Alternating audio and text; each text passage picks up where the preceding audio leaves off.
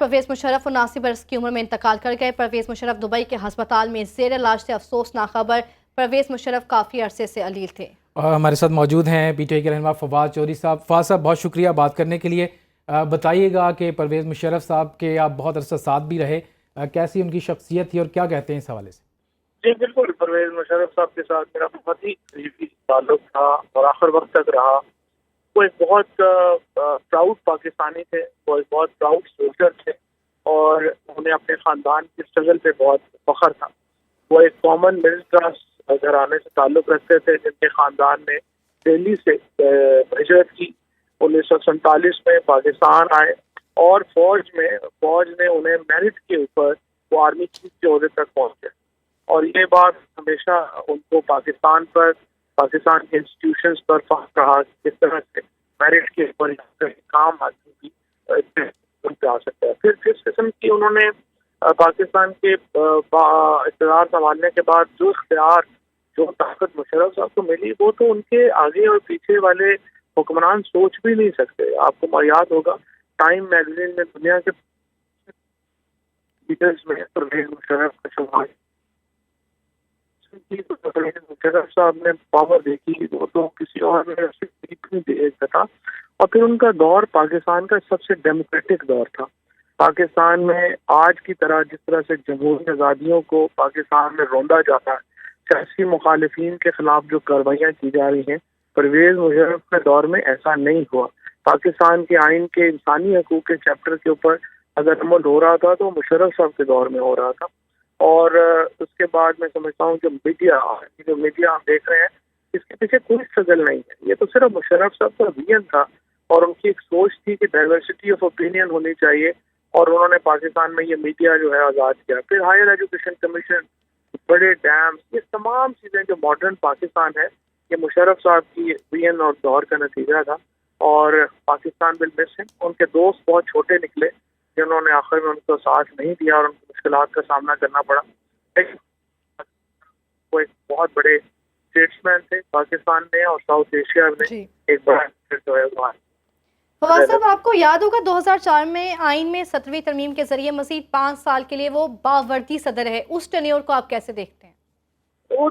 ये तो पॉलिटिकल थी ना। अगर उन्होंने जो सबसे अच्छी तरमीम की थी वो तो ये की थी कि आप 2 बार से ज्यादा वज़ीर-ए-आज़म नहीं रहे, जिसको 18वीं तरमीम में आगे खत्म किया है। वो जब 2004 में उन्होंने बावर्दी सदर रहने का किया था, उस वक्त तो पाकिस्तान में पॉलिटिक्स ऐसी ही ऐसी, और उन्होंने जो किया वो जाहिर है कि आइन वो कोई डेमोक्रेटिक तरीके से इलेक्ट होकर तो नहीं आए थे, लेकिन उनके दौर में डेमोक्रेसी थी मुल्क।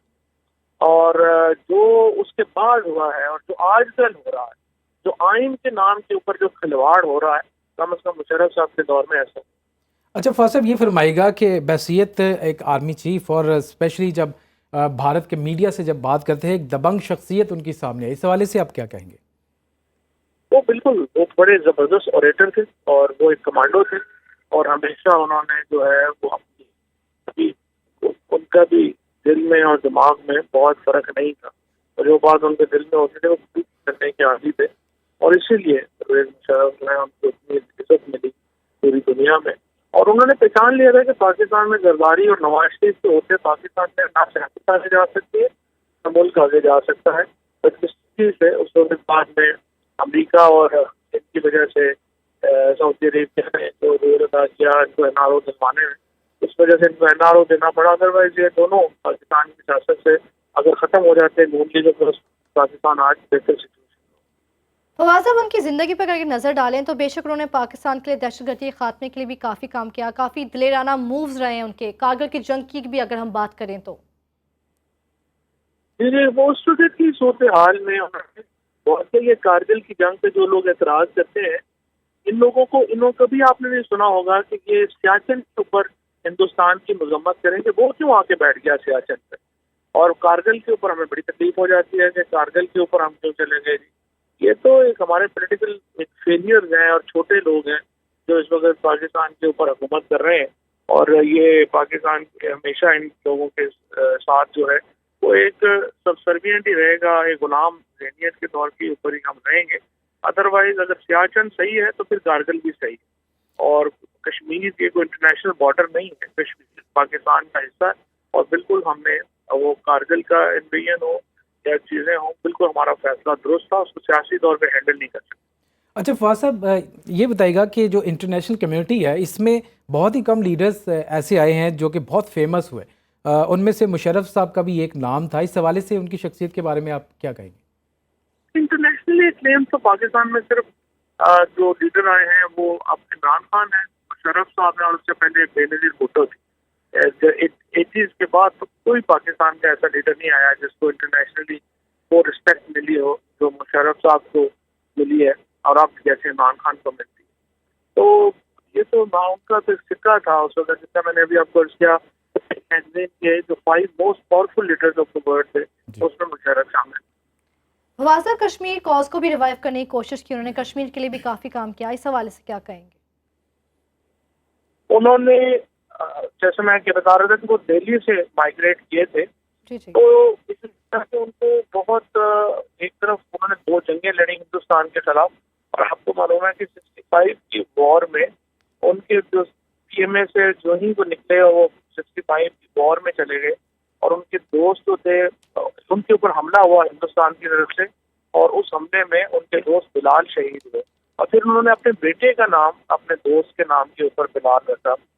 لیکن ان کی جب چیف ایگزیکٹو بنے پاکستان کے تو بہت یہی تھا، دلچسپی تھی کہ پاکستان اور ہندوستان کے تعلقات بہتر ہوں، اور اس لیے پھر انہوں نے پاکستان میں یہ بات کہی، اور پاکستان میں ایک جو واجپئی صاحب کے ساتھ ایک بہت ان کا اچھا تعلق بن گیا، اور واجپئی اور مشرف بہت قریب تھے کشمیر سولوشن کے، لیکن بعد میں وہ اسٹیبلشمنٹ نے ہندوستان کے اسٹیبلشمنٹ نے اس کو ناکام بنا دیا۔ اچھا فواز صاحب، اگر بحثیت صدر مملکت جنرل صاحب کی اگر بات کی جائے تو ان کے بعد سیاست میں کتنی تبدیلی آئی، اور جیسے کہ آپ نے کچھ تو گنوائے بھی، ہائر ایجوکیشن کمیشن اور خواتین کو اختیارات دیا، اس کے علاوہ جو ڈیولوشن آف پاور ہے، اختیارات کو نچلی سطح پر وہ لے کے آئے، تو یہ بھی ایک بہت بڑا ان کا اقدام تھا۔ جی، ریولوشن کا تو آپ کی آواز کرتی ہے۔ جی، آپ سے سوال میرا یہ تھا کہ جو بحثیت صدر ان کی خدمات ہیں، سیاست میں کس حد تک تبدیلی آئی؟ ملک کی سیاست کی میں بات کر رہا ہوں۔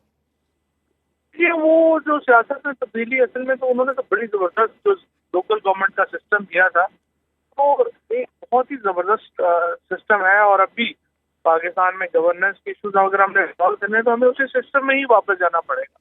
لیکن جو ان کی سب سے بڑا فیلئر ہوا کہہ لیں وہ یہ ہوا کہ بڑی طاقتوں نے جیسے امریکہ اور سعودی عرب جیسے ممالک نے پاکستان میں زرداری اور نواز شریف کو امپوز کر دیا، اور پاکستان ایسی پوزیشن میں نہیں تھا کہ ہم تمام جو دوست ممالک ہیں ان کی ناراضگی مول لیں، اور اس وجہ سے وہ جو تمام اقدامات انہوں نے کیے تھے وہ ریورس کرنے پڑ گئے۔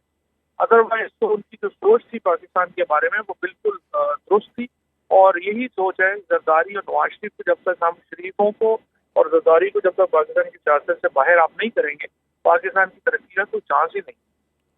فواز صاحب، ایک جو الزام لگایا جاتا رہا ان پہ آرٹیکل 6 کی غداری کا، آئین کی خلاف ورزی کا، سنگین خلاف ورزی کا، لیکن چاہے جو بھی ہو ان کا نیریٹو ہمیشہ سے اسٹرانگ رہا ہے کہ میں جو کچھ بھی کر رہا ہوں میں پاکستان کے لیے کر رہا ہوں۔